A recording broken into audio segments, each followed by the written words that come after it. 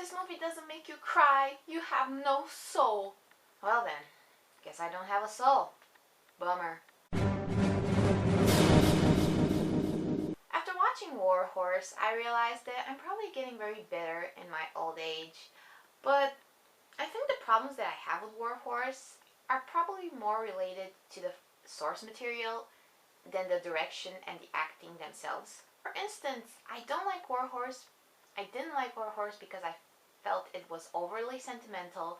It's the kind of movie that desperately wants to make you cry, and I hate it when movies are pushy like that, you know? Just tell the story that you want to tell and let me decide what emotional connection I'm going to have with it. Second of all, I feel this is a movie for people that like to anthropomorphize animals, you know, that think that animals are so awesome and they're just like us. And if you're that kind of person that loves animals, then by all means, this movie is perfect for you. You're going to love it. So for me, this movie was a bit of a problem because I felt this horse was getting way too anthropomorphized. I don't know, there are scenes in this where I was going, there's no way a horse would do that or would behave like that. And it's like, if all the horses in the world were as smart as the horse in this movie, we would have a fucking rebellion on our hands. Like, it would be Rise of the Planet of the Horses.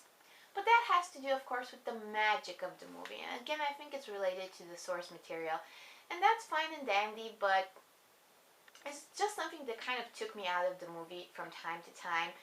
And it felt more like it was Steven Spielberg doing a Black Beauty movie, like that old, not really old, that Black Beauty movie from the 90s where Black Beauty himself like narrated the movie. I feel that War Horse is a missed opportunity because it is supposed to be a war movie, and you have at the heart of the movie is the relationship between Joey the horse and his owner. And his owner is such an uninteresting character that maybe if they would have tried to do kind of a parallel in the sense of Joey exhibiting certain human qualities in his quest to get back to his owner, while the owner himself is like getting more and more inhuman as the war progresses, just in an effort to survive the war experience. Unfortunately, the scenes between Joey and his master are the most uninteresting to me, especially the beginning, and even